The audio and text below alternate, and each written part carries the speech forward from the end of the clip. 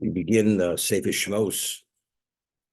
So I always mention when we begin, there's about the Nitziv, Naftali Yehuda Berlin, who was known as the Nitziv, the Rosh Volozhin, in his commentary on the Chumash called Hamik Dover. He has an introduction to Sefer Shemos, and he quotes the Ramban, that the Ramban refers to Sefer Shemos as Sefer HaGeula. It's the book of redemption. Bereshis is the book of creation, as we call it, Genesis. Sefer Vayikro, which is the third Chumash, is known as Torah Kohanim. The fifth book is called Sefer HaPikudim, Numbers.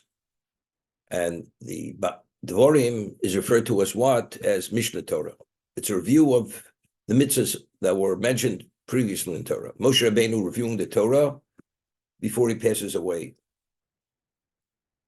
So that's the Ramban. So the Ramban, the way he identifies the five Chamoshim, it's based on content. Bereshis is Genesis. Shmos, although the Midrash refers to as Sefer Shmos, but in terms of its content, it's Geula. It's the redemption from bondage to freedom. And the others, based on the content, Vayikra is Korbanos, the laws which pertain to Kohanim. Bamidbar is the counting of the Jews in the desert, the travels. And Dvorim is Mishnah Torah. However, he cites the Bahag, the Balochos Gedolos, who's one of the codifiers, who refers to Sefer Bereshis as Bereshis, which it is, the beginning, it's Genesis, and the second book, and the second Chumash as Sefer HaSheini. The second book, Bereshis is Bereshis, Shemos is called Sefer HaSheini, and then continuously he identifies each of the Chumash based on content. Sefer HaKohanim, Sefer HaPekudim, Numbers, Mishnah Torah. So Nitziv asks, if all the others he identifies by content, Bereshis, Sefer HaKohanim, Pekudim, and Mishnah Torah, why does he refer to as Shemos as Sefer Sheni, not as Sefer HaGeula? And he wants to identify the book based on its number, as the second one is called Sefer HaSheni, he should refer to the others as Shlishi, Revi, Chamishi. That's the Nitziv's question, to try to understand the Bahag. He goes to explain that if you study the Chumash and you read each of the Chumashim, each Sefer is contained within itself. Bereshit speaks about creation, all the events that took place during this period of time, and then we continue. Yaakov and his family went to Egypt due to Yosef being sold into slavery, and this is the beginning of the bondage, and then we had Geula. So he goes to explain, no, that every event of Bereshis was only for the sake of what's contained within the second book. As the Chazal tell us, Bereshis Bor Elokim,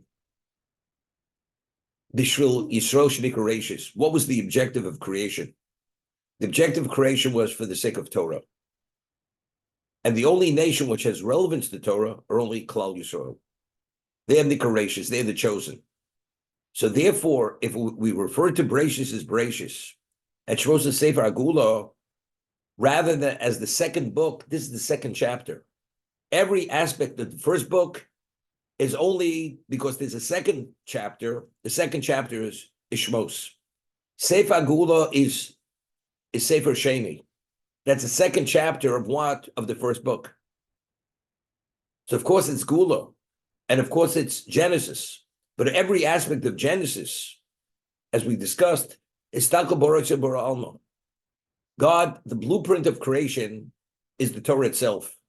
We even mentioned that even the four exiles, which ultimately Klaus has to experience in terms of their development, which ultimately will lead to the ultimate Geula, which is the coming of Mashiach, which is the perfection of the world.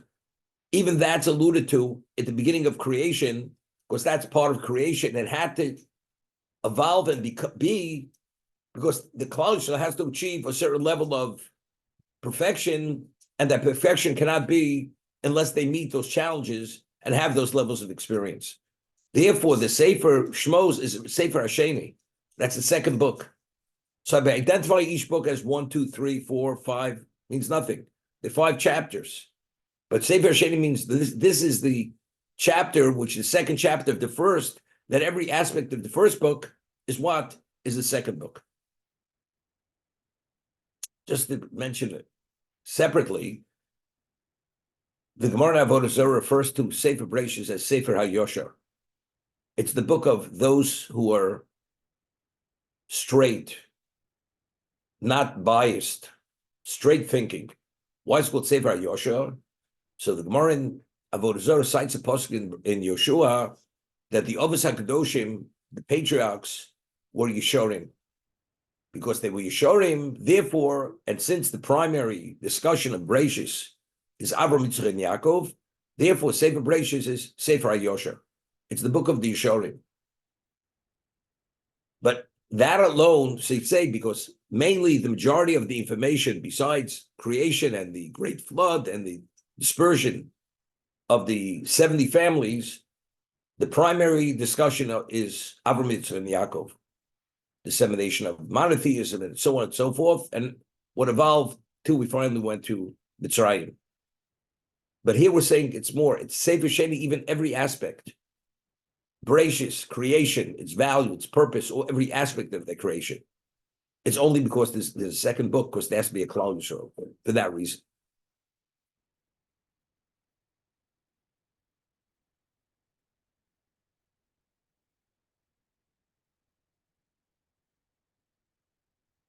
You know, there's a famous Ramban. We find that the whole story of Hagar and Sari Menu, how Hagar initially had not behaved appropriately to her mistress, to Sari Menu, because she had thought that since she conceived immediately and Sarah was barren, that Sarah is not what she's made out to be. It's all purely a facade, because if she was really that special, devoutly righteous woman, she would have conceived immediately. And therefore, Sarah was upset with Avram Avinu, and Avram says, do with her, treat her the way you choose. And the Torah tells Vayaneo Sarah, she actually afflicted her, until finally she fled into the desert, and a number of angels communicate with her and says, no, go back to your mistress, and you should accept her treatment or mistreatment, and you'll have a child, and that child will be whatever it'll be, Pera Odom. He will be. And it says, Vayaneho, she afflicted her.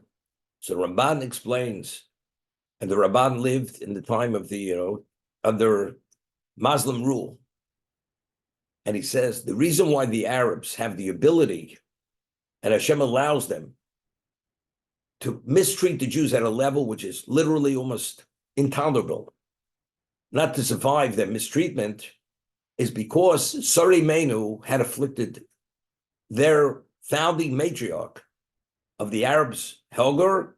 Therefore, we suffer throughout history from the Arabs because Sarah went and afflicted Hagar. That's the Ramban, famous Ramban.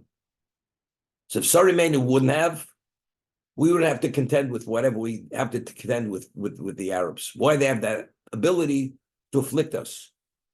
Because for an endless period of time, we were under Muslim rule. Until now, we're still dealing with them, with their issues. But you say, well, Sari Menu made a mistake, but there are no mistakes. I mean, of course, she's not held accountable for it. It's not a sin. But that it evolved as it did, because all the challenges we have with the descendants of Yishmael, that's part of the development of our spirituality. We need those challenges, whether it's for the sake of tefillah, whether it's for the sake of kapora, whatever it is, doesn't make a difference. But that goes into, that is Sefer Rishon, that's Genesis, because there has to be a Sefer HaSheini. Everything that's contained in the first book is only because there's a second book. The second book is Kabbalah Satorah. The redemption, the value of the bondage, there should be a redemption. The value of the redemption is Elocha ben Chorin el Misha Osik Torah.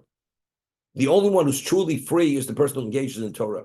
And the only nation that has relevance to Torah is only Klal Yisrael, because we were given the Torah at Sinai, and all the nations of the world rejected it, and we were the only ones who embraced it. And we merited to be whatever we merited.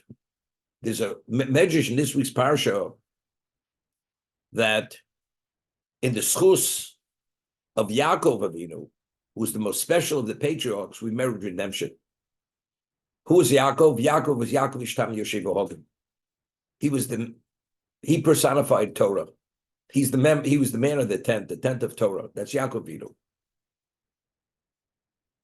The medrash says the reason we merited redemption, it was the merit of Yaakov, was Klal Yisrael or Yeshorim. Meaning what the patriarchs, the characteristic of Yosher, which that's why we say the first book is referred to in Yeshua, a Sefer Yosher, is because it's mainly occupied discussing the Avos HaKadoshim, which were Yeshorim. Klal Yisrael merited redemption because we were Yeshorim. We have relevance to redemption because we Yeshorim. We had that characteristic of Yeshorim. There's a famous posuk in Koheles that Shlomo Melech writes that originally Hashem created Adam Yoshor. Adam was created Yoshor. But because Bikshu Chishbonos Rabos, because they made all kinds of computations and calculations, he became compromised. So he's no longer Adam. Originally, Adam was created Yoshor. But Bikshu Chishbonos Rabos, because he sought out all kinds of computations, he lost that Yoshor. You know, it's like a person has a manual to put together a computer. It's very sophisticated. You have to follow all the instructions in the manual. You figured, I'll figure it out. I'll do it myself without reading the manual. But you realize, because of the degree of sophistication, unless you follow the manual, you're not going to put it together right. Adam believed he could do it more right. Hashem says, don't eat of the tree of knowledge. For whatever reason, he justified eating. But what happened with justified eating? He compromised himself. He was driven. He lost the classification of Adam. And who became Adam? Who became Adam? At Sinai, we became Adam. Atem Kruim Adam. We assume that classification of Adam. But what is Adam? Adam is Yosher. So because Klal Yisrael, even in Mitzrayim, were Yeshorim, therefore we merited to be the people to be taken out to receive the Torah. Because we are the objective of creation. Atem Kruim Adam, Lo Kruim Adam. And what is Adam? Adam is Yosher. We say every Shabbos in the Psukim de Zimra, we quote from Tehillim, V'kudei Hashem Yeshorim V'samchei Leiv. The dictates of Hashem are Yeshorim. They are appropriate, straight, and therefore brings joy to the heart. The question is, what does one thing have to do with another? Kudei Hashem, because they Yeshorim, therefore it's V'samchei Leiv. Those are the words of David HaMelech. So the way I understand it to mean is this, that if we would not be Yeshorim, if a person addresses the core of his being and satisfies that, now what's the difference between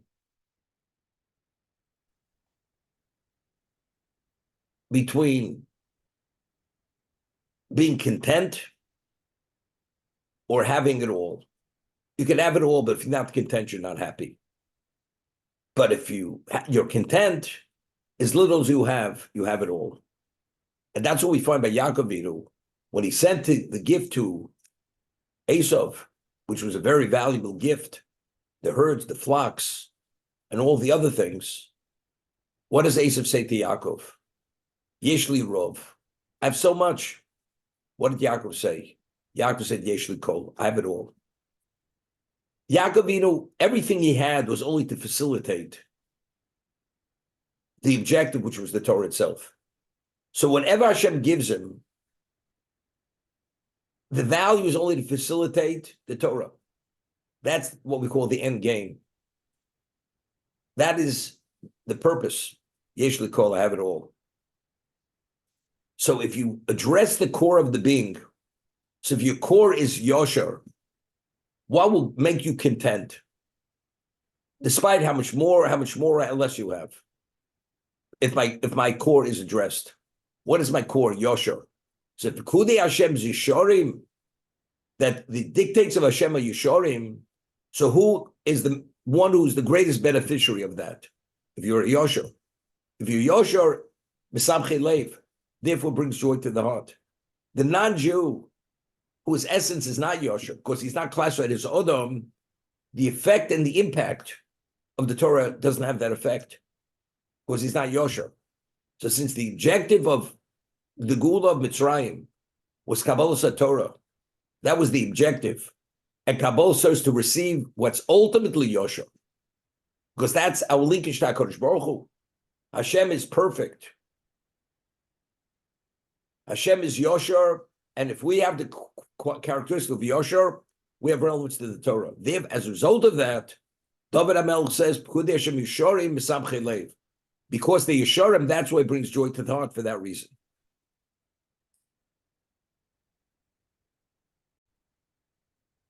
And these are the names. I mean, the gun, Shmo, Eile Shmos, what's Ve'ele? Vav is a connecting letter. So according to the Bahag, which we mentioned, the name of the Netziv, this is the second book. There's a connection between the first book and the second book. That's Ve'ele, and these are the names. That's a connection. Habo Mitzrayim. Now, the word boyim grammatically is in the Hoga, the present. It's the Eile Shmos B'nei Asher Bo. We already were there, right? Yaakov passes away. He's there after 17 years. The bondage doesn't start until when? Until that whole generation passes away. So this is Bo. What's Haboim? It's as if they're coming now. Now, we said Parshas Vayechi is Parsha Stuma. It's a sealed Parsha. Why? Because until Yaakov passed away, although physically speaking, they were in Egypt, but as long as Yaakov was alive, he deflected every level of influence of Egypt. For all purposes, there was no different being in Canaan. The location may have been there, but the effect, being in Egypt and being impacted by Egypt, only happened when? After Yaakov Avinu passed away. So, and when did it fully impact? When that whole generation passed away. So Yaakov passes away, Ve'ela, they're boyim. It's as if they arrived just now. Even though physically they were there, but spiritually speaking, they arrived now. Because until now, whatever it was did not affect them at any level. At the most subliminal level, they were not affected. Therefore, it's in the Hove, it's in the present, not in the past. What I'm telling you is a midrash. Yaakov, Ishu Beisubo. Together with Yaakov, each person with his household came. If you remember, if you take a look when Yaakov came to Egypt in Parshas Vayigash, it says, Yaakov came to Egypt, Ubonov Ito, and his children were with him. Then it says, B'nei Bonov Ito, and the sons of his sons were with him. Then it says, Benos Bonov Ito, the daughters of his sons were with him. Then it says, and they all came Ito L'Mitzrayim. The word Ito is mentioned multiple times when we talk about the sons, the grandsons, the granddaughters, and the totality of the group who came, everything was Ito. Now, how old was Yaakov when he came to Egypt? He was 130 years old. We said as long as Yaakov was alive, he was able to deflect every aspect of whatever Egypt was. And his children were unaffected whatsoever. Now the question is why? When he raised his family in Padnaram, in the community of Lavan, which was idolatrous, it represented everything which is the antithesis of Kedusha. He raised 11 of the Shiftei Koch. It's miraculous. How do you do such a thing? Same answer. He deflected whatever Choran was. It had no relevance to his family. That's who Yaakov was. That was his ability. But it doesn't happen in a vacuum. It's because it's ito. We mentioned many times. Grammatically, there's emo and there's ito. Ito means they were an adjunct to him. He had a level of what? Of supervision over them. There was a level of attachment to him. And because there was a continuous attachment, that's where they were who they were. Because everything was ito. When he went to Egypt, his children were ito. His grandsons were ito. His granddaughters were ito. Every member of his family was ito. And as a result of that, as long as he was alive, whatever Egypt was, it did not affect his family as much as an iota.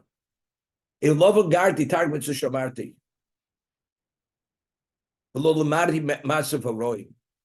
unscathed because Yaakov was that bastion of kedusha, of holiness. He was able to deflect whatever that was. That was him. What about his family? The answer is because they were ito, because they were adjuncts. They were attached to him at that level, and his eye was on every one of them until he passed away.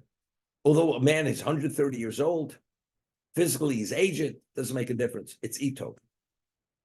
So therefore, only when he passed away, now they're boim. Now are they coming to Egypt? Because until now, they were ito to Yaakov. I asked the question in Parshas Vayechi. It says that when Yaakov passed away, it's Parshas Tuma because the Shibud started. So I asked, if Yaakov is Eish and Yosef's Lahova, why was Yosef's two children, Ephraim and Menashe, although they were grandchildren, but status-wise, they were the same, they were equivalent of the tribes themselves. Ephraim and Menashe, Kruvim, Shimon, Yili. But they were grandchildren. So if you read, when he established them as Shvatim, there's a lot that seems to be totally superfluous. He says, the children that were born to you before I came to Egypt. Ephraim and Menashe, Kruvim, Shimon, Yili. What do you need that? It's understood. We know Ephraim and Menashe were born to Yosef before he came to Egypt. The answer is, if Yosef was able to raise Ephraim and Menashe in Egypt to be who they were, therefore that's a confirmation that Yosef is the equivalent of his father, because there's no way you could raise those children there unless you have that dimension of spirituality. So my question was that if Yosef was able to raise Ephraim and Menashe at such a level that despite the environment, they could be tribes. So if that's the case, even after Yaakov passed away, why did the Shibud begin undermining them and seeping in and minimizing them? Yosef is Lahova. Yaakov is Eish. Yosef is Lahova. He's the flame. And to a degree, he's in more, but he minimally has the effect of his father. The proof is, Ephraim and Menashe were born in Egypt. Despite that, they were equivalent of tribes. That's the question I asked. So what I said was that you could only have a flame when you have a fire. Once the fire goes out, the flame is no longer there. Even though Yaakov was in Canaan and Yosef was in Egypt, he was an extension of his father. As a result of that, even in Egypt, he had that ability to be that flame. He's Lahava.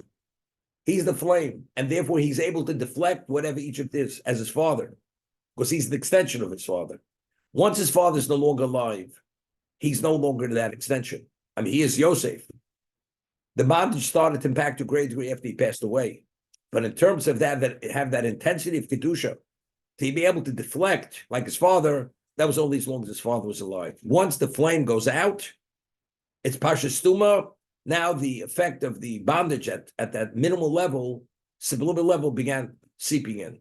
That's how we explained it. This is Aboyim. Yaakov passed away, although he's Lav, he's Lahava. It's like they arrived now, because now it's already this law in Shibud. Their eyes and the heart started to shut down because of the bondage at this subliminal level.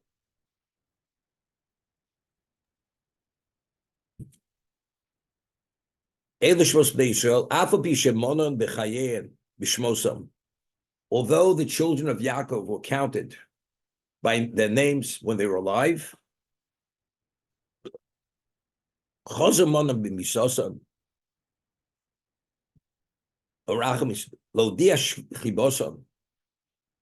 to reveal, to make known the love that Hashem has for the children of Yaakov, for the Shvatim. Shem nibshul kolchovim, shem motziim b'mispar u'machlisim b'mispar. Because they're compared to the stars, that when Hashem puts them out, he puts them out in number, and when he takes them back during the daytime, it's b'mispar. Ubishmosam, and they're identified. Each star has its name. Shenemar hamotzi b'mispar tzvom.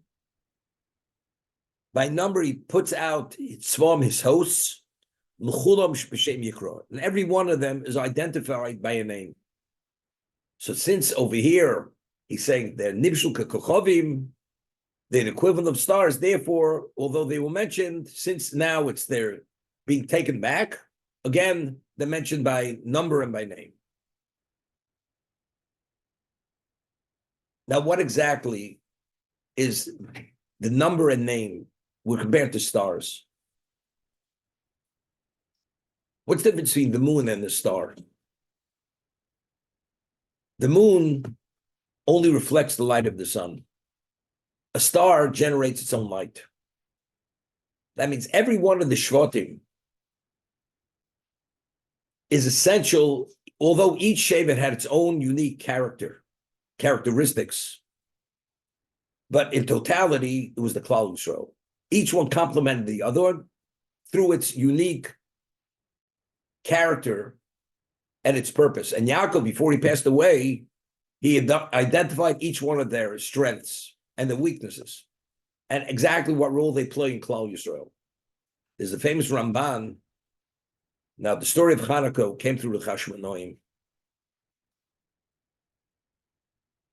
The Gemara tells us in Bava Basra, Hurdos was a Canaanite slave in the house of the HaSheini. He murdered every member of that family of HaSheini, and he wanted to marry the last surviving woman, should be his wife, and he could declare that he is from the family of the HaSheini, although he was a slave. This was Herod, right? Hurdis. Herod. Yeah. Herod. Right? It's like, his name is Harry, but his name was Tzvi. Herod, yeah. Okay. Harold. Okay. So, and what did she do? She committed suicide. She jumped off a roof. And so therefore the Gemara says, anybody who claims that he's from Beis HaSheini, Eino Ela Eved, because there was no survivor. So Ramban asks, if not for the story of Hanukkah, there would not be a Klal Yisrael.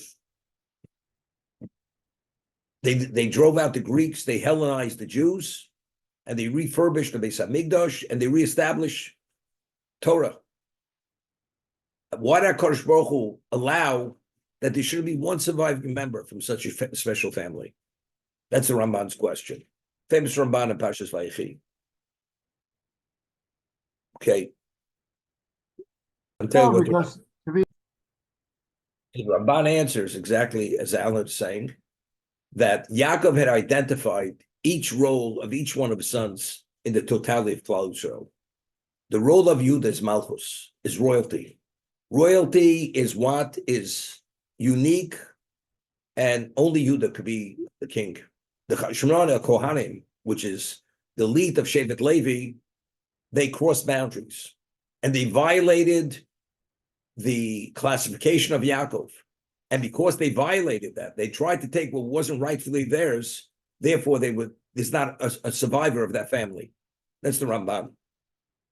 So each Shevet has its name.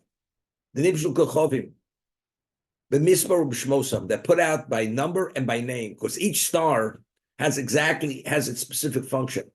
Each Shevet has its unique characteristic, its function within the realm of spirituality versus the totality of Klal Yisrael.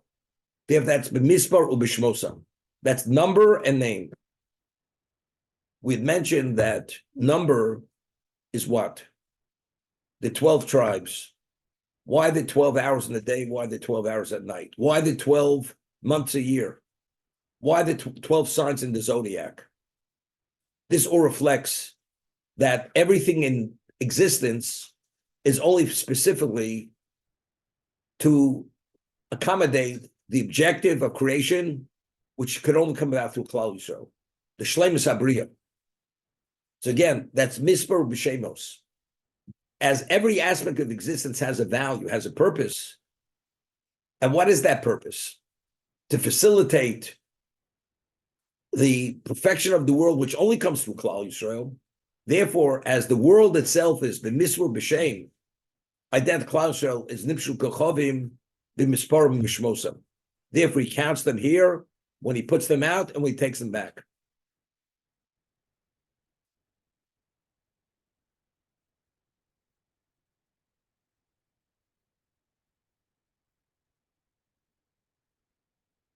I'm going to Posuk Hey. Vayikol Nefesh Yotzi Yerech Yaakov Shivim Nefesh. All those who came from his loins were 70. Yosef Hoy b'Mitzrayim. Yosef was in Egypt. So Rashi asks the obvious question: Yosef Hoy b'Mitzrayim. Hello, who bonav Hoy b'Chlal Shivim? Umal Balu Lamdenu. Yosef and his family, they're part of the 70. So and where were they? They were in Egypt. What is it coming to teach us? We understand that part of this family, the 70. The Torah wants to tell us the devout righteousness of Yosef. To what degree? Who Yosef arose son aviv. He's Yosef who was the young shepherd, who shepherded his father's sheep.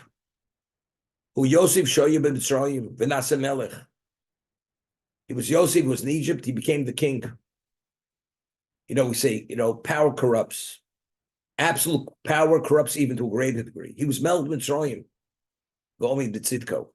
And despite all this power, he was only B'Tzidko. And that's what Yosef is referred to as Yosef HaTzadik. That's what Torah is revealing to us.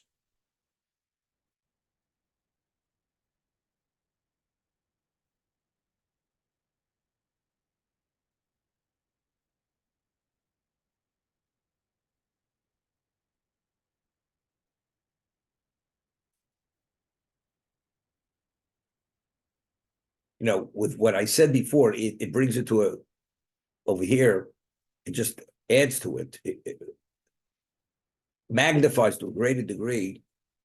Yosef was also affected by the Shibud. They're boying. When Yaakov passed away, although physically they were in Egypt, in terms of the effect, they were not in Egypt, because Yaakov was alive. Yosef Hoy b'Mitzrayim. Now, even Yosef, until now, Yosef was not in Egypt. Because Yosef was the flame, which is an extension of the Aish. Therefore, he was able to raise Ephraim and Manasseh in Egypt. Now that Yaakov, his father, is no longer alive, now even Yosef is in Egypt. Although he's in Egypt until now as Yosef, as a physical being in a physical location, but in terms of the effect, he was unaffected. Because he is the lav of the Aish. But now Yaakov passes away. Now Yosef Hoy b'Mitzrayim. Of course, he's B'Tzidko, but it's even more than that. Now even he and his family are being compromised because of the Shibud. That's the Yosef Hoy b'Mitzrayim at this moment.